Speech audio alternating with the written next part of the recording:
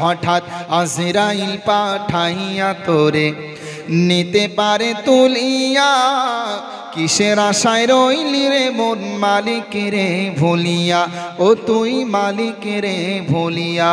ঠিক না বেঠিক? ধন সম্পদ পাইয়া হাতে করলি জমিদারি, ক্ষমতার অহংকারে করলি বাহাদুরি। আছে না? টাকা পয়সা পেয়ে অহংকার করে, টাকা পয়সা পেয়ে আল্লাহকে ভুলে যায়।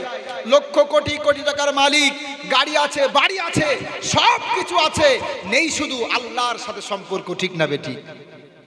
ধন সম্পদ পাইয়া হাতে করলি জমিদারি, ক্ষমতার অহংকারে করলি বাহাদুরি, ও তুই করলি বাহাদুরি। ও তোর রেশমি পোশাক সোনার আংটি, ও তোর রেশমি পোশাক সোনার আংটি, নিবে স্বজনেরা খুলিয়া, কিসের আশায় রইলি রে মন মালিক রে ভুলিয়া, ও তুই মালিক রে ভুলিয়া। ঠিক না? হঠাৎ আজরাইল পাঠাইয়া তোরে নিতে পারে তুলিয়া, কিসের আশায় রইলি রে মন মালিক রে ভুলিয়া, ও তুই মালিক রে ভুলিয়া, ও তুই মালিক রে ভুলিয়া, মালিক রে ভুলিয়া। মালিককে ভুলে থাকবেন না তো আর? থাকবেন না তো আর? তাহলে নামাজের পার্টিতে দাঁড়ালে কেউ যদি মনে করে এটা আমার জীবনের সর্বশেষ নামাজ, হতে পারে তার নামাজের মধ্যে মন থাকবে। ঠিক না? এরপরে দ্বিতীয় নাম্বার, যখন নামাজের পার্টিটা নিয়ে দাঁড়াবেন, মনে মনে কল্পনা করবেন আল্লাহ আপনাকে দেখছে। ঠিক না বেঠিক? বিশ্বনবী মুহাম্মদ সাল্লাল্লাহু আলাইহি ওয়াসাল্লামকে হযরতে জিবরিল আমিন প্রশ্ন করছেন, মাল ইহসানু ইয়া রাসূলুল্লাহ? فقال النبي صلى الله عليه وسلم الإحسان أن تعبد الله كأنك تراه فإن لم تكن تراه فإنه يراك أو كما قال عليه السلام। জিবরিল আমিন আল্লাহর নবীকে প্রশ্ন করে বলছে, ইয়া রাসূলুল্লাহ, ইহসান কি জিনিস আপনি বলেন। তখন আল্লাহর নবী বলছেন, ইহসান হলো তুমি যখন আল্লাহর ইবাদত করবে, কি করবে? আল্লাহর ইবাদত করবে। যখন তুমি আল্লাহর ইবাদত করবে, তখন তুমি মনে মনে কল্পনা করবে তুমি আল্লাহকে দেখতে পারছো। আর এটা যদি মনে না হয়, তাহলে তুমি অবশ্যই বিশ্বাস করবে আল্লাহ তোমাকে দেখছে। ঠিক না বেঠিক? আচ্ছা বলেন তো, মালিক যদি উপস্থিত থাকে, মালিকের উপস্থিতিতে কেউ কি কাজে কর্মে ফাঁকি দেবে? দেবে না। আর মালিক যদি একটু অনুপস্থিত থাকে, কর্মচারী ফাঁকি দেবে। ঠিক না? একবার হলেও ভাববেন আমার মালিক কে? আল্লাহ। আমি আপনি আল্লাহর গোলাম। ঠিক না বেঠিক? আমাদেরকে গোলামি করার জন্য আল্লাহ সৃষ্টি করেছেন। ওয়ামা খালাকুতুল জিন্না ওয়াল ইনসা ইল্লা লিয়াবুদুন। মহান আল্লাহ বলছেন, আমি আল্লাহ মানুষ সৃষ্টি করেছি আর আমি আল্লাহ জিন সৃষ্টি করেছি শুধুমাত্র ইবাদত করার জন্য। সূরাতুজ জারিয়াত 27 নম্বর পারা 3 নম্বর পৃষ্ঠা, শেষ 3 নম্বর রুকুর 56 নম্বর আয়াত। আল্লাহ বলছেন আমি আল্লাহ সৃষ্টি করেছি মানুষ এবং জিনকে ইবাদত করার জন্য। তাহলে আমরা যে আল্লাহর গোলাম, কথাকার? কথা বলেন, কথাকার? তাহলে আমরা যখন আল্লাহর গোলাম আর আল্লাহ আমাদের মালিক, আর আমাদের মালিক তো সবসময় আমাদেরকে দেখছেন। ঠিক না বেঠিক? তাহলে তিনি যখন আমাদেরকে দেখছেন, আমরা কি ফাঁকি দিতে পারবো? মুসলমান, ফাঁকি দিতে পারবো? আমার সেজদা, আমার রুকু, আমার কিরাত, আমার দাঁড়ানো, সব কিছুই যখন আল্লাহ দেখছে, তাহলে কেমন হওয়া দরকার বলেন তো? এগুলো ভাববেন, নামাজে মন বসবে। প্রথম বৈশিষ্ট্য, শেষ করতে হবে যেহেতু অনেক বড় বিষয়, এই জন্য আমি হালকা হালকা বলে যাব। তো প্রথম বৈশিষ্ট্য কি বলেন? নামাজের ভিতরে আল্লাহকে স্মরণ করতে হবে। আল্লাহ ছাড়া কল্পনায় অন্য কিছু আসবে না। এটা জান্নাতুল ফিরদাউসে যাওয়ার প্রথম নম্বর বৈশিষ্ট্য। বলেন সুবহানাল্লাহ। তাহলে বলেন নামাজের ভিতরে আল্লাহকে স্মরণ করবেন তো? করবেন তো? এবার দ্বিতীয় বৈশিষ্ট্য, ওয়াল্লাযীনা হুম আনিল লাগবি মুরিদুন। মহান আল্লাহ বলছে ঈমানদারের দ্বিতীয় নম্বর বৈশিষ্ট্য হলো ঈমানদার অনর্থক কাজের সাথে সম্পর্ক রাখে না। ইমানদার অনর্থক কথাবার্তার সাথে সম্পর্ক রাখে না। যে কাজে দুনিয়া এবং আখেরাতের কোনো কল্যাণ নেই, যে কাজে দুনিয়া এবং আখেরাতের কোনো লাভ নেই, এমন কাজ ইমানদার করে না। যেমন এই যে মনে করেন এখানে তাফসীরুল কুরআন মাহফিল হচ্ছে, এখানে বসাটা অনেক বড় সওয়াবের কাজ। আর ওই যে মেলা বাজারে যারা ঘোরাঘুরি করছে, এটা কি সওয়াবের কাজ নাকি অনর্থক কাজ? কি কাজ বলেন? তাহলে অনর্থক কাজ করবে না ইমানদার, এ কথা কার? তাহলে যারা ওই অনর্থক কাজ করছে, এটা কি ইমানদারের বৈশিষ্ট্য, ইমানদারের পরিচয় দিচ্ছে তারা? না, এটা ইমানদারের বৈশিষ্ট্য না। অনর্থক কাজের সাথে ইমানদারের সম্পর্ক থাকতে পারে না। আজকে যদি একটা গানের কনসার্ট এখানে হতো, আর রাত 3টা পর্যন্ত যদি নর্তকীদেরকে নিয়ে এসে নাচানো হতো, আমার মনে হয় তাও এখানে জায়গা হতো না। ঠিক না বেঠিক? কথা ঠিক না বেঠিক বলেন? একদম। আর এখানে বেশিরভাগ আষ্টকারা যুবকরা, ঠিক না? কষ্ট লাগে না? ওই যে বললাম জান্নাতীদের থেকে জাহান্নামীদের সংখ্যা বেশি। বুঝলেন কি বললাম? এই হলো বিষয়। অনর্থক কাজের সাথে ইমানদারের সম্পর্ক থাকে না। আজকে সর্বক্ষেত্রে আমরা অনর্থক কর্ম করছি। রাসূল মুহাম্মদ সাল্লাল্লাহু আলাইহি ওয়াসাল্লামের অনুসরণ করতে হবে, অনর্থক কর্ম বর্জন করতে হবে, সময়ের মূল্যায়ন করতে হবে।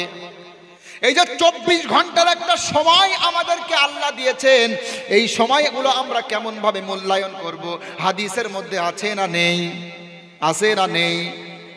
সকালবেলা কেমন ভাবে ঘুম থেকে উঠবো, আছে না নেই? সকালে ঘুম থেকে উঠে একটা দোয়া পড়তে হয়, কে কে জানেন দেখি হাত তোলেন। আরে আপনি তো ঘুম থেকে উঠান না, যাওয়ার দোয়া বলছেন। ঘুম থেকে উঠে একটা দোয়া পড়তে হয় না? আপনারা অনেকেই জানেন, যারা মাদ্রাসায় পড়েছে তারা জানে। আরে মুসলমান, সকালবেলা ঘুম থেকে উঠে একটা দোয়া পাঠ করতে হয়, আলহামদুলিল্লাহিল্লাযী আহইয়ানা বা'দামা আমাতানা ওয়া ইলাইহিন নুশুর, আছে না? এই দোয়া পাঠ করতে হয়। আর আজকে মুসলমানরা আমরা করি না। আমরা রাসূলের তরিকা বাদ দিয়ে অনর্থক কাজে কর্মে ব্যস্ত থাকি, আছে না? আচ্ছা বলেন, সকালবেলা ঘুম থেকে উঠে দোয়া পড়তে হয়, আমরা অধিকাংশরা জানি না। এখন যদি বলি কারা কারা নবীকে ভালোবাসেন, হাত তোলেন। সবাই হাত তুলবে। এটা আবার কেমন ভালোবাসা, যে ভালোবাসা আল্লাহর নবীর দোয়া মুখস্থ করতে শেখায় না? এটা আবার কেমন ভালোবাসা, যে ভালোবাসা চায়ের দোকানে বসে 2 ঘন্টা গল্প করতে শেখায়, মেলা বাজারে পর নারীদেরকে দেখে মজা মারতে শেখায়? এটা আবার কেমন ভালোবাসা, যে ভালোবাসাটা ঘন্টাকে ঘন্টা পাবজি ফ্রি ফায়ারের মধ্যে লিপ্ত করে, অথচ একটা দোয়া মুখস্থ করার মতো সৌভাগ্য হয় না? ঠিক না? কেমন ভালোবাসা! এগুলো অনর্থক কাজ, ইমানদারের বৈশিষ্ট্য এটা না। খানা সামনে আসলে একটা দোয়া আছে, পড়তে হয় না? জানেন আপনারা? জানেন? মাশাআল্লাহ মাশাআল্লাহ। মুর্শিদাবাদ একটা ঐতিহ্যবাহী জেলা, ঠিক না? মাশাআল্লাহ, এখানে দেখি অনেক কিছুই, মানে যেমন ইসলামী শিক্ষা আছে, আবার ভণ্ডামিও এখানে কিন্তু কম নয়। হ্যাঁ, বিশ্বাস করেন আপনারা, ভণ্ডামিও কম নাই। এই আপনাদের মুর্শিদাবাদে ভাটামালি গাজলু 15,000, মিনারুল 5,000, হ্যাঁ হ্যাঁ হ্যাঁ, শামিম 5,000, হ্যাঁ হ্যাঁ হ্যাঁ হ্যাঁ, শাহিন 3 ব্যাগ সিমেন্ট, আর রাজেশ শেখ 1 ব্যাগ সিমেন্ট। মাশাআল্লাহ। সবারই দোয়া হবে, লাস্টে বলে দেবো আমি ইনশাআল্লাহ, ঠিক আছে? হ্যাঁ ইনশাআল্লাহ। আমাকে বলতেই হবে এই বিষয়টা। বাংলাদেশে যেমন অনেক ভণ্ড আছে, কবর পূজারি, মাজার পূজারি, এই মুর্শিদাবাদে অনেক কিছু আছে। নাম দিয়েছে খাঁটি সুন্নি, নাম দিয়েছে খাঁটি সুন্নি, আর মাথা থেকে পা পর্যন্ত শিরিক এবং বেদাতে ভরা আছে না নেই? কথা ভুল বললাম? এই যে শবে বারাত, এখানেও হচ্ছে জালিয়াতি। আমি গত পরশু এক বক্তার আলোচনা শুনলাম। এ বক্তা ওয়াজ করতে করতে বলছে, বাবারা এই যে শবে বরাত, অনেকেই এখানে ফতোয়াবাজি করবে। এই পশ্চিমবঙ্গের একজন বক্তার কথা বলছি, নাম বলবো না আমি। বলছে, বাবারা শবে বরাতে অনেক ফতোয়াবাজি শুরু হবে, কোনো ফতোয়ায় কান দেবেন না। সবাইকে বলছি, এই শবে বরাতে হালুয়া রুটি যেমন আপনারা খেতেন, এটা দিন মনে করতেন, হালুয়া রুটি খেতেন, মানুষকে দিতেন, এমনটা করবেন। কারণ যখন শবে বরাতের দিন চলে আসতো, শবে বরাতের দিন যখন আসতো, শাবান মাসের 15তম রজনী যখন আসতো, আল্লাহর রসুল তিনি বাড়িতে হালুয়া রুটি তৈরি করে খেতেন, আর আম্মাজান আয়েশাও তৈরি করে দিতেন। আর আম্মাজান আয়েশা বলছেন আমার নবী বেশি বেশি হালুয়া রুটি পছন্দ করতেন। বলেন নাউজুবিল্লাহ। আপনি হালুয়া রুটি আপনি যতই খান, আপনার যত ইচ্ছে তত খান। আপনি সারা বছর যত মাছ মাংস হালুয়া রুটি যা মনে চায় আপনি খান। আপনি যদি মনে করেন সারা বছর আমি খাই, আমি শবে বরাতের দিনও খাবো, তাও আপনি খান। কিন্তু আপনি বিশেষ করে শবে বরাতের দিন হালুয়া রুটি তৈরি করতে হবে, বা শবে বরাতের দিন মানে আইটেম করতে হবে, বিভিন্ন খাদ্যের আইটেম করতে হবে, খেতে হবে, মানুষকে দিতে হবে, কারণ এটার নাম শবে বরাত, বা এটা আল্লাহর নবী করেছিলেন। এই রকম মিথ্যাচার যদি আপনি করেন, ইসলাম সমর্থন করবে? আমি অবাক হয়ে গেলাম। স্পষ্ট বলছে যে আল্লাহর রসুল নাকি এই শাবান মাসের 15তম রজনীতে নাকি হালুয়া মুরব্বা তৈরি করে খেতেন বাড়িতে। আম্মাজান আয়েশা তৈরি করতো। আপনারা বেশি বেশি করে খাবেন, এই কথা বলছে। এমন একজন বক্তা বলছে, যার বিষয়ে খোঁজ নিয়েছি, যেই বক্তার নাম মাওলানা, না হাফেজ, না কারি, কোনো কিছুই না, গলার সুর আছে, ব্যাস লাইনে উঠে গিয়েছে। এই কথাটা বলাতে কত ক্ষতি জানেন? প্রথমত শবে বরাত উপলক্ষে আপনি খান, যতই খান সমস্যা নেই, শবে বরাত উপলক্ষে কেউ যদি মনে করে যে এটা তৈরি করতে হয়, মানুষকে খাওয়াতে হয়, এটা ইবাদত, তাহলে এটা হবে বিদআত। ঠিক না ঠিক বলেন? এটা প্রথমত বিদআত। দ্বিতীয়ত এই বিদআত প্রতিষ্ঠিত করতে গিয়ে আল্লাহর রসুলের নামে জাল করছে, আল্লাহর রসুলের নামে মিথ্যা কথা প্রচার করছে, যে রসুল নাকি এমনটা বলেছেন। নাউজুবিল্লাহ। আমি শোনাতে পারবো আপনাকে, এই ভিডিও আমার কাছে রয়েছে। আরে মুসলমান, ভালোবেসে বলছি, আমার কথায় কষ্ট পাবেন না, আমাকে ভুল বুঝবেন না। আমি আপনাদেরকে ভালোবেসে বলছি, রাসূল মুহাম্মদ সাল্লাল্লাহু আলাইহি ওয়াসাল্লাম নিজের জবানে বলে গিয়েছেন, মান কাযাবা আলাইয়া মুতাআম্মিদান ফালিয়াতাবাওয়া মাকআদাহু মিনান নার। এই হাদিসটা বুখারীতে আছে, হাদিসটা মুসলিম শরীফের মধ্যে আছে, হাদিসটা আবু দাউদ, তিরমিজি, ইবনে মাজাহ, নাসাই, মিশকাতুল মাসাবি সমস্ত কিতাবেই আছে। রাসূল বলছেন, কেউ যদি আমার নামে মিথ্যা কথা চালিয়ে দেয়, তাহলে সে তার ঠিকানা জাহান্নামে বানিয়ে নিক। কার কথা? রাসূলের কথা। আমার আপনার নবী, যেই নবীকে আল্লাহ ইসলাম ধর্মের সর্বশেষ নবী হিসাবে মনোনীত করেছেন, যার মাধ্যমে আল্লাহ ইসলামের সঠিক দীক্ষা শিক্ষা দিক বেদিক ছড়িয়ে দিয়েছেন, যেই নবী এই সঠিক ইসলামটা প্রচার করতে গিয়ে তাইফের ময়দানে রক্ত ঝরিয়েছেন, উহুদের ময়দানে দাঁত মোবারক শহীদ করে দিয়েছেন, সেই নবী অত্যন্ত দুঃখের সাথে বলে গিয়েছিলেন, উম্মতেরা তোমরা আমাকে নিয়ে বাড়াবাড়ি করো না। উম্মতেরা যে আমার নামে মিথ্যা কথা চালিয়ে দেবে, সেই ব্যক্তি তার ঠিকানা বানিয়ে নেবে জাহান্নাম। আর আজকে এই স্টেজ থেকে আল্লাহর নবীর নামে জালিয়াতি করছে। একটা মানুষের ক্ষমতা নেই তাকে জিজ্ঞাসা করা যে হাদিসটা কোথায় পেলে আমাদেরকে বলো, এই বলার ক্ষমতাটুকু নেই। এখান থেকে বোঝা গেল যে আমাদের সমাজের মানুষ কতটুকু ইসলাম চর্চা করে। ঠিক না ঠিক বলেন? বক্তা বলছে ইবনে মাজাতে হাদিসটা এসছে, অথচ বিশ্বাস করেন আল্লাহর রসুল লাইলাতুন নিসফি মিন শাবান, অর্থাৎ শাবান মাসের 15তম রজনীতে হালুয়া তৈরি করতে বলেছেন, বাড়িতে তৈরি করেছেন, আম্মাজান তৈরি করে দিয়েছেন, আল্লাহর নবী খেতে বলেছেন, খেয়েছেন। এ মর্মে ইবনে মাজাহ তো দূরের কথা, যতগুলো হাদিসের কিতাব আছে, একটা হাদিসের কিতাবে একটা জাল হাদিস পর্যন্ত নেই। সহিহ হাদিস দেখানো লাগবে না, জয়ীফ দেখানো লাগবে না, একটা জাল হাদিস দেখা তাও নেই। আর এগুলো প্রচার করছে আজকে নববী স্টেজ থেকে। আর প্রচার করছে কারা? যারা নিজেদেরকে নাম দিয়েছে সুন্নি মুসলমান, নাম দিয়েছে সুন্নি, মাথা থেকে পা পর্যন্ত বেদাতে ভরা। আরে ভাই, সুন্নি তোমরা না, সুন্নি হলাম আমরা। ঠিক না বেঠিক? নবীর তরিকাতে সারা জীবন আমি থাকবো। ঠিক না বেঠিক? নবীর তরিকাতে সারা জীবন আমি থাকবো। মোর নবীকে ভালোবেসে, মোর নবীকে ভালোবেসে হৃদয় মাঝে গেঁথে রাখবো। নবীর তরিকাতে সারা জীবন আমি থাকব, ভালোবেসে নবীজিকে, ভালোবেসে নবীজিকে হৃদয় মাঝে গেঁথে রাখব, নবীর তরিকাতে সারা জীবন আমি থাকব। থাকবেন তো ইনশাল্লাহ?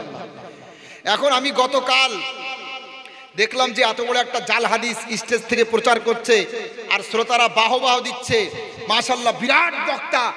আমাদের সমাজের মানুষ মনে করে শরীরে যদি একটু মাংস থাকে আর ভুঁড়িগুলো যদি একটু বড় হয়, মাথায় যদি একটা বড় পাগড়ি বাঁধে আর কানে হাত দিয়ে বাবারে মারে করে চিল্লায়, বলবে আরে বাবা বিরাট বক্তা, সারা রাত আলোচনা শুনেছে। বুঝলেন, আমাদের সমাজের বক্তাদের কথা বলছি, সারা রাত আলোচনা শুনেছে, সকালবেলা চায়ের দোকানে গল্প দিচ্ছে, আরে ভাই অমুক গ্রামে একটা বক্তা এসেছিল, সে না বিরাট বক্তা। কি বক্তা? বিরাট বক্তা। জিজ্ঞাসা করছে, ভাই ও তো বিরাট বক্তা, একটু বল বক্তাটা কেমন? বলতে ভাই সে বিরাট বক্তা, এত সুর, টান দিচ্ছে কিভাবে রে ভাই, এমন এমন টান দিচ্ছে শুনলে কলিজায় এসে লাগছে। বিরাট বক্তা, কি আলোচনা করেছে নিজেও জানে না, বক্তাও জানে না। আমি কি কথা খারাপ বলছি? আপনাদের কি রাগ হচ্ছে? সহ্য আর করতে পারলাম না। আমার নবী, যেই নবী দিন প্রচার করতে গিয়ে মক্কা থেকে বিতাড়িত হয়েছিল, আল্লাহর নবী মক্কাতে নির্যাতিত হয়েছিল, সেই নবীর দিনকে বিকৃত করবে আর আমরা আলেম সম্প্রদায় অ্যাকসেপ্ট করব, এটা চুপ করে মুখ বুজে সহ্য করব, এটা হতে পারে না। এই জীবন মরণের ভয় আমরা করি না। সহ্য না করতে পেরে গতকালকে সকালবেলা ফোন ধরালাম ওই বক্তার কাছে, হুজুর আপনি একটা হাদিস বলেছেন শবে বরাতের দিন হালুয়া রুটি, পেল তো বলে না, পেল তো আবার অনেক সমাজে আছে না, এই যে হালুয়া রুটি এগুলো তৈরি করে খেতে হবে, মানুষকে খাওয়ানো বিরাট সওয়াবের কাজ, রসুল হাদিসে করেছে, প্লিজ হুজুর হাদিসটা একটু দিলে ভালো হতো। সকালবেলা ফোন করে বলছি হুজুর হাদিসটা দিলে ভালো হতো। তখন প্রায় বাজে 11টা। আমার মনে হয় হুজুর তখন ঘুমাচ্ছিল। বলছে বাবা হোয়াটসঅ্যাপে ভয়েস করে রাখো, পরে আমি রিপ্লাই দেব। এরপরে হোয়াটসঅ্যাপে ভয়েস করে রেখে দিয়েছি, রিপ্লাই দেয় না। ইশার নামাজের সময় হয়ে গেছে, আবার ফোন লাগিয়ে বললাম হুজুর হাদিসটা আমার লাগবে, হাদিসটা আমার লাগবে। আমাদের সমাজে এই বক্তব্য দিয়েছে। আমি মসজিদে মুসাল্লিদেরকে নিয়ে বসে আছি, মুসাল্লিদের সামনে এই ভাষণ দিয়েছে আমাদের সমাজে এসে। তো এখন তাদেরকে বোঝাতে হবে বিষয়টা আমাকে রেফারেন্সটা নিতে হবে। এখন ঈশান নামাজের আগে আবার ফোন করেছে। আমি জানি উনি দিতে পারবে না, আমি জানি কিয়ামত পর্যন্ত চেষ্টা করলেও পারবে না দিতে উনি, কারণ উনি রসুলের নামে মিথ্যাচার করেছে। আবার ফোন করে বললাম হুজুর হাদিসটা দেন না। হুজুর তখন বলছে আরে এই মাত্র একটু আগে মোবাইলটা হাতে নিলাম, ইনশাল্লাহ একটু ওয়েট করেন, পরে দিচ্ছি। এশার নামাজ হয়ে গেল, রিপ্লাই দেয় না। নামাজ পড়ে মুসল্লিদেরকে নিয়ে বসে আছি, হুজুর আপনি রেফারেন্সটা দেন, দিলে ভালো হবে। তখন হুজুর বলছে আমি ঈশান নামাজ পড়ে মসজিদে বসে আছি, পরে দেখছি। এরপরে রাত পার হয়ে গেল, রেফারেন্স দেয় না। আজকে সকাল থেকে 3 বার ফোন লাগিয়েছি, একবারও ফোন উঠায়নি। বলেন সুবহানাল্লাহ। এই হলো হুজুরের বৈশিষ্ট্য। দেবে কোথায়? আমি যদি স্টেজে ওঠার আগে যদি মদ অথবা গাঁজা খেয়ে যদি স্টেজে উঠি আর যদি আবল তাবল উল্টাপাল্টা বকি, মদ অথবা গাঁজা খেয়ে যদি স্টেজে উঠে উল্টাপাল্টা রসুলের নামে মিথ্যাচার করি, আর কেউ যদি আমার কাছে রেফারেন্স চাই, কিয়ামত পর্যন্ত চেষ্টা করলেও পারবো রেফারেন্স দিতে? সাবধান, আপনাদের সমাজ এখনো শিরিক বেদাত মুক্ত সমাজ। কোনো বেদাতি বক্তাকে সমাজে ঢুকতে দিবেন না, মনে থাকবে কি বললাম। মূর্খ বক্তা যাদের হাতে কোরআন খুলে দিলে কোরআনের এক লাইন বিশুদ্ধ তেলাওয়াত করতে জানে না, হাদিস পড়তে জানে না, এমন কোন বেদাতি বক্তাকে সমাজে অ্যাকসেপ্ট করবেন না, সমাজটা ধ্বংস হয়ে যাবে। মনে থাকবে কি বললাম। আল্লাহ বুঝার তৌফিক দান করুক, বলে না আমিন। তো এখন শবে বারাত তাহলে কি একটু বলি। কালকেই তো শবে বারাতের রাত, ঠিক না? এখন আপনারা কি করবেন তাহলে? শবে বারাতে কি করবেন বলি। শবে বারাত সম্পর্কে বাড়াবাড়ি ছাড়াছাড়ি দুইটাই আছে। একদল তারা বলে শবে বরাত বলে আসলে কিছুই নেই, বলে না শবে বরাত বলে কিছুই নেই, সব যা আছে সব জাল জয়ীফ দুর্বল এভাবে উড়িয়ে দেয়। বিষয়টা এমন না, বিষয়টা এমন না। লাইলাতুল বারাআত সম্পর্কে যেটাকে আমরা শবে বরাত বলি, এটা আসলে আরবিতে কি লাইলাতুল বারাআত বলে। সব শব্দের অর্থ হলো রাত, আর বারাআত শব্দের অর্থ ভাগ্য, মুক্তি। বারাআত শব্দের অর্থ কি? মুক্তি। শবে বারাত তার মানে মুক্তির রজনী, মুক্তির রজনী। আর আরবিতে হাদিসের মধ্যে শব্দ হচ্ছে লাইলাতুল বারাআ, অর্থাৎ মুক্তির রজনী। এখন হাদিসটা কোথায় আছে? ইবনে মাজা শরীফ 1390 নম্বর হাদিস। কত হাদিস? 1390 নম্বর হাদিস, ইবনে মাজা, সহিহ হাদিস। ইন্নাল্লাহা লা ইয়াত্তালিউ লাইলাতান নিসফি মিন শাবানি ইলা জামিই খালকিহি ফায়াগফিরু লি জামিই খালকিহি ইল্লা লিরাজুলিন মুশরিকিন আও মুশাহিনিন আও কামা ক্বালা আলাইহিস সালাম। আল্লাহর নবী মুহাম্মদ সাল্লাল্লাহু আলাইহি ওয়াসাল্লাম তিনি বলছেন, লাইলাতুল বারাআ অর্থাৎ যেটাকে আমরা শবে বারাত হিসাবে জানি, এই লাইলাতুল বারাআ অর্থাৎ শাবান মাসের 15তম রজনীতে মহান আল্লাহ বান্দার দিকে এক বিশেষ দৃষ্টি দিয়ে থাকেন। বলেন সুবহানাল্লাহ। বিশেষ দৃষ্টি দিয়ে থাকেন। হিংসুক আর মুশরিক ব্যতীত, হিংসুক আর মুশরিক ব্যতীত যত পাপিষ্ঠ বান্দা আছে এদেরকে আল্লাহ ক্ষমা করে দেন। বলেন সুবহানাল্লাহ। এটা আল্লাহর পক্ষ থেকে বোনাস পয়েন্ট। আপনি ইবাদত করেন চাই না করেন, আল্লাহর পক্ষ থেকে বোনাস পয়েন্ট। এই রাত্রে যদি হিংসা মুক্ত, অহংকার মুক্ত, শিরিক মুক্ত যদি অন্তর নিয়ে রাত্রি যাপন করেন, তাহলে আল্লাহর পক্ষ থেকে বোনাস পয়েন্ট, আল্লাহ আপনাকে ক্ষমা করবে। বলেন সুবহানাল্লাহ। সারা বছর ইবাদত করেছেন, এই রাত্রে বোনাস পয়েন্ট। বোঝা গেল? এখন এই রাত্রে তাহলে ইবাদত করা যাবে কি যাবে না? দেখেন, এ সম্পর্কে একেবারে টনটনে সহিহ হাদিস পাওয়া যায় না, তবে জয়ীফ হাদিসের মধ্যে এই রাত্রে কিছু ইবাদতের কথা পাওয়া যায়। এখন উলামায়ে কেরাম যারা আছেন বুঝতে পারবেন যে জয়ীফ হাদিস যেগুলো, অর্থাৎ দুর্বল সনদে বর্ণিত জয়ীফ হাদিস, এই জয়ীফ হাদিস ফাজাইলের ক্ষেত্রে গ্রহণযোগ্যতা পায়, অর্থাৎ ফজিলতের ক্ষেত্রে এটা করলে এত সওয়াব, এই আমল করলে এতগুলো সওয়াব, এই যে ফজিলত না, এই ফজিলতের ক্ষেত্রে জয়ীফ হাদিস গ্রহণ করা হয়ে থাকে, আকীদার ক্ষেত্রে না। জয়ীফ হাদিস দিয়ে আকীদা প্রমাণ করা যায় না। এজন্য উলামায়ে কেরাম বলেন যে এই রাত্রে যেহেতু কিছু ইবাদত, যেমন কিছু নফল নামাজ পড়লেন, একটু কবর জিয়ারত করলেন, এই রকম কিছু ইবাদত পাওয়া যায়, এগুলো আপনারা অবশ্যই করতে পারবেন। আর আল্লাহ পাক যখন এই রাত্রে বান্দাকে ক্ষমা করেন, আল্লাহর পক্ষ থেকে বোনাস পয়েন্ট। আর হাদিস যেহেতু মোটামুটি আছে, তাহলে এই রাত্রে আমরা কি করতে পারি বলেন? ইবাদত করতে পারি। কিছু নামাজ পড়লাম, কবর জিয়ারত, নফল ইবাদত করলাম, এগুলো করতে পারি। আর রোজার কথাও পাওয়া যায় শবে বারাত সম্পর্কে, কিন্তু এটাও দুর্বল হাদিস। তো দুর্বল হাদিস হওয়ার হলেও শাবান মাসে আল্লাহর রসুল বেশি বেশি রোজা রাখতেন, বিশেষ করে আইয়ামে বীজের রোজা 13, 14, 15, অর্থাৎ আজকে যেটা গেল, এই দিনটা চলে গেল 12টা পর্যন্ত যে দিনটা ছিল ওটাতে, আর আগামীকাল পরের দিন, তার পরের দিন, এই যে 13, 14, 15 এই 3টে দিনের রোজা, এটা সহিহ হাদিস দ্বারা প্রমাণিত। সেজন্য শাবান মাসের এই শবে বারাতকে কেন্দ্র করে কেউ যদি এই 3টে রোজাও রাখে, এজন্য শাবান মাসে 13, 14, 15 এই রোজা যদি রাখে, এটাও সঠিক। তাহলে রাতের বেলায় কিছু ইবাদত করবেন, দিনের বেলায় রোজা আদায় করবেন। এটা ছাড়া শবে বারাত বলে আমাদের সমাজে যেগুলো প্রচলিত আছে, বাজি ফোটানো, মোমবাতি জ্বালানো, আতশবাজি ধরানো ইত্যাদি ইত্যাদি, বড় খাওয়া দাওয়ার ব্যবস্থা করতে হবে, মানুষকে খাওয়াতে হবে, বিরাট সওয়াব পাওয়া যাবে। আল্লাহর রসুল খেয়েছিলেন। এই জন্য এই যে প্রথাগুলো আমাদের সমাজে আছে, এগুলো কি বলেন? বানোয়াট পদ্ধতি। এগুলো কি পদ্ধতি বলেন? বানোয়াট পদ্ধতি। আল্লাহ পাক আমাদেরকে এই সমস্ত কুসংস্কার থেকে দূরে রাখুক। বলেন আমিন। শবে বারাতকে কেন্দ্র করে বাড়িতে বাড়িতে মিলাদ পড়া, বাড়িতে বাড়িতে কোরআন তেলাওয়াত করা আছে, এদিকে আছে? উঠে গিয়েছে? ছিল, উঠে গিয়েছে, এখন আর নাই। এই যে শবে বারাতকে কেন্দ্র করে যেটা হয়ে থাকে, বাড়িতে বাড়িতে যে মিলাদ পড়তে যায় বা যেগুলো করে, এগুলোও কিন্তু বাড়তি সব। মনে থাকবে, আমার কথা রাগ করছেন আপনারা? রাগ করছেন না তো? এগুলো করবেন না, এগুলো করবেন না। এই জন্য আল্লাহর রসুল বলেছেন, উম্মতেরা আমার তরিকার মধ্যে কল্যাণ, আমার তরিকার বাইরে কোনো কল্যাণ নেই। একটা হাদিস আমি আপনাদেরকে শোনাবো, এই হাদিসটা আমার অন্তরের মধ্যে একটা প্রকম্পন সৃষ্টি করেছে। এই হাদিসটা আমার জীবনে এক অপ্রত্যাশিত পরিবর্তন এনেছে, এজন্য আমি শোনাবো হাদিসটা। ইবনে মাজাহ শরীফ কিতাবুল মুকাদ্দামার মধ্যে হাদিসটা উল্লেখ। হাদিসের মধ্যে স্পষ্ট বলা হচ্ছে, ওয়াজানা রাসূলুল্লাহ সাল্লাল্লাহু আলাইহি ওয়াসাল্লাম মাউইদাতান জারাফাত মিনহাল উয়ুনু ওয়া ওয়াজিলাত মিনহাল কুলুব আও কামা ক্বালা আলাইহিস সালাম। কোন একজন সাহাবী বলছেন, আল্লাহর নবী মুহাম্মদ সাল্লাল্লাহু আলাইহি ওয়াসাল্লাম, ভালো করে হাদিসটা শুনবেন, আমাদের জীবনে অনেকটাই পরিবর্তন আনবে ইনশাআল্লাহ।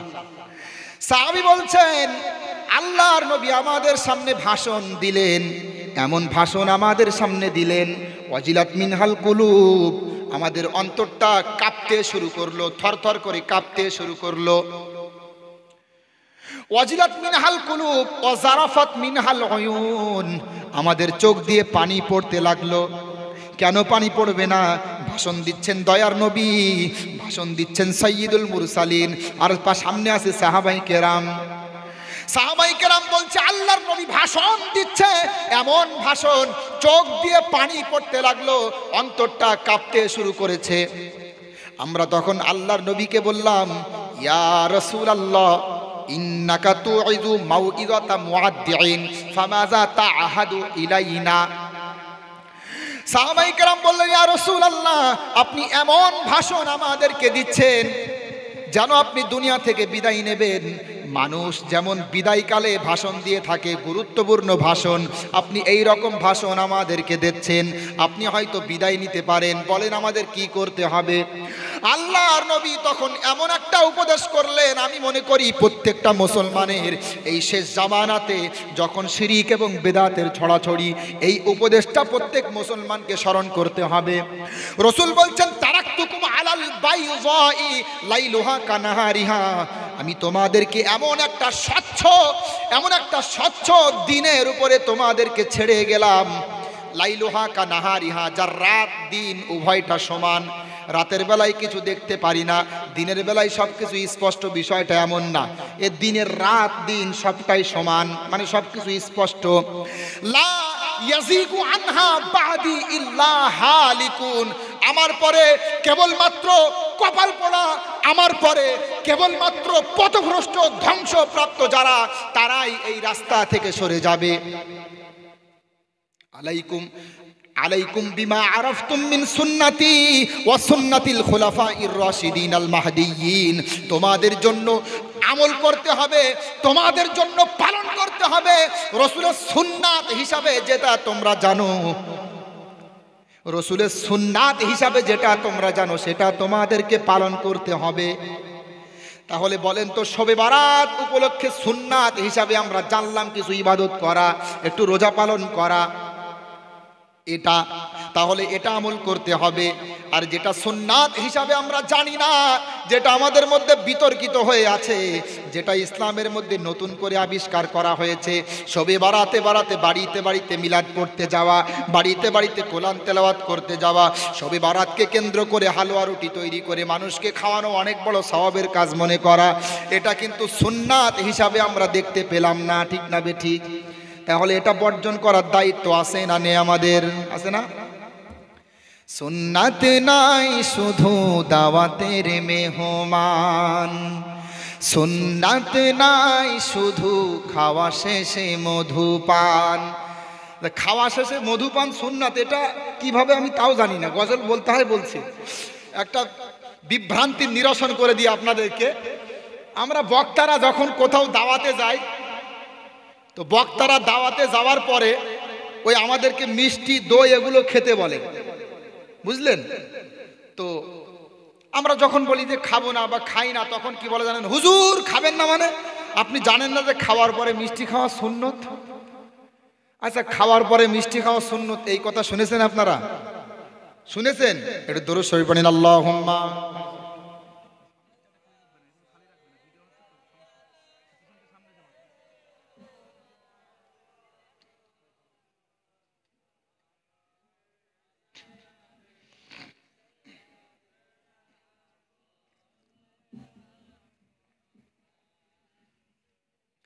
খাওয়ার পরে মিষ্টি খাওয়া সুন্নত কে কে জানেন দেখি হাত তোলেন।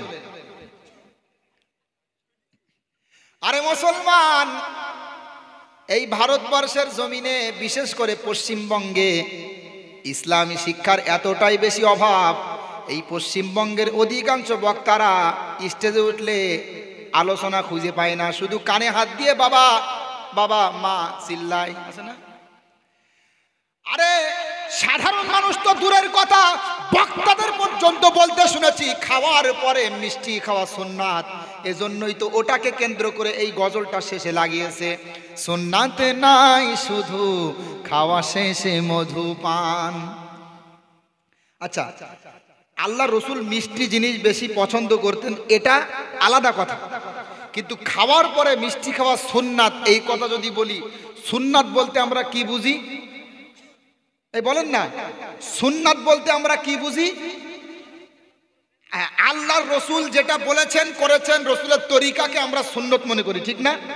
এখন আমি যদি বক্তা হয়ে বলি খাবার পরে মিষ্টি খাওয়া সুন্নাত, তাহলে আপনারা মনে করবেন হয়তো হ্যাঁ খাবার পরে মিষ্টি আল্লাহর নবী খেয়েছেন, এটা আল্লাহর নবী বলেছেন, হাদিস সুন্নাত।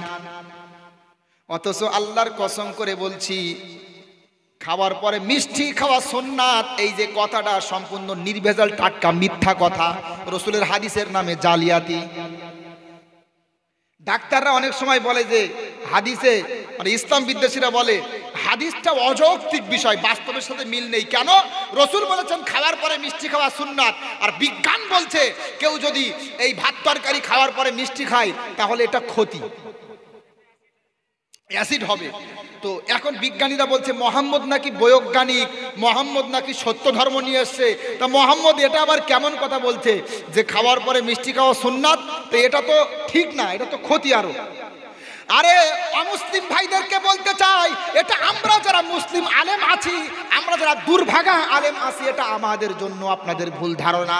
আমরা স্টেজ থেকে প্রচার করেছি খাওয়ার পরে মিষ্টি খাওয়া সুন্নাত, অথচ এই কথাটা নির্ভেজাল টাটকা মিথ্যা কথা। আজকে আমাদের মিথ্যা কথা বলার কারণে আজকে অমুসলিমরা পর্যন্ত আমাদেরকে নিয়ে ঠাট্টা করে। আজকে ইসলাম ধর্মের সৌন্দর্য মানুষের সামনে আমরা প্রকাশ করতে পারিনি, শুধুমাত্র উল্টা পাল্টা বক্তব্য দিয়ে বাজার গরম করেছি, ঠিক না বে ঠিক? কেন করবে না? আমি ওই নদিয়া জেলায় একটা মাহফিলে ছিলাম, বুঝলেন? আমার সাথে আমার আগে একটা বক্তা ছিল, আলোচনা করেছিল, নাম বলবো না, আপনারা সকলে চিনতে পারবেন, পশ্চিমবঙ্গের একজন বিখ্যাত বক্তা। তার সাথে এসছে তার ভাইপো। কি এসছে বলেন? ভাইপো বলে তো আপনাদের এই সাইডে নাকি? ভাইপো, ভাতিজা বা ভাইপো এসছে। তো বাহ, শরীর স্বাস্থ্য বেশ ভালোই, মোটা সোটা, মাথায় টুপিও আছে মাশাআল্লাহ, জামা অনেক বড়। আমি বললাম ভাই আপনি পড়াশোনা করেছেন কোথায়? তো বলছে ভাই আমি পড়াশোনা বলতে ভাই আমি মাদ্রাসায় পড়িনি, আমি ওই স্কুল কলেজে পড়ুয়া স্টুডেন্ট। তা চাচা বললো যে কি করে খাবি, চাকরি বাকরি তো এখন নেই, তা আমার সাথে ঘোর, গলায় সুর আছে, লাইনটা ধরলে অন্তত টাকা পয়সা ইনকাম করে খেতে পারবি অন্তত কিছু।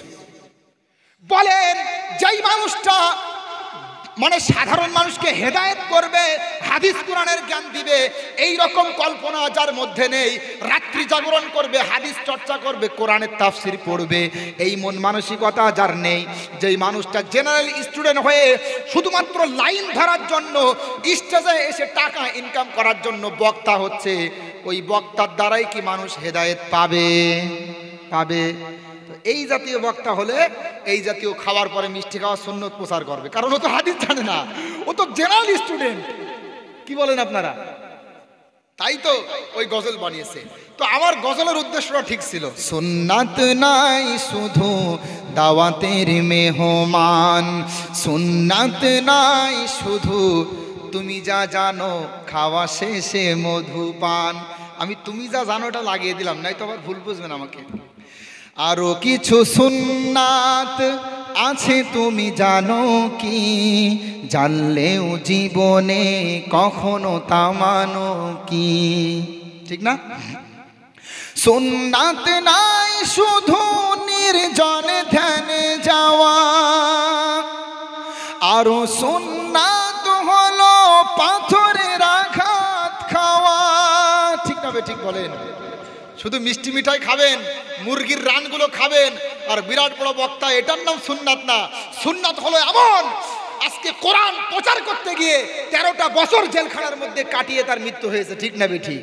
এটার নাম সুন্নাত। শুধু মিষ্টি খাওয়াকে সুন্নাত মনে করো, আর এই জাতীয় বক্তা যারা বেদাতের বিরুদ্ধে বলে তাদেরকে তোমরা কথায় কথায় ওহাবি বলো, ঠিক না বেঠিক? কই তোমাদেরকে দেখলাম না জেলখানায় যেতে, তোমাদেরকে দেখলাম না নির্যাতিত হতে, তোমাদেরকে দেখলাম না ইসলাম প্রতিষ্ঠার জন্য অগ্রণী ভূমিকা রাখতে, তোমাদেরকে শুধু দেখলাম মুরগির রানগুলো খেতে, ঠিক না বেঠিক? তাই কবি বলছেন, আরো কিছু সুন্নাত আছে তুমি জানো কি, জানলেও জীবনে কখনো তা মানো কি। মানবেন তো সুন্নাত? আমরা শুধুমাত্র খাবার সুন্নাত মানবো না, আমরা সব সুন্নাত মানবো। রাজি আছি তো?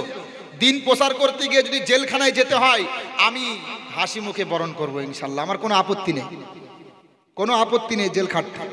ইমাম আবু হানিফা রাহমাতুল্লাহ আলাইহি, যার মাযহাব মেনে আমরা চলি, তিনিও জেল খেটেছেন, ঠিক না বেঠিক? খাটেননি?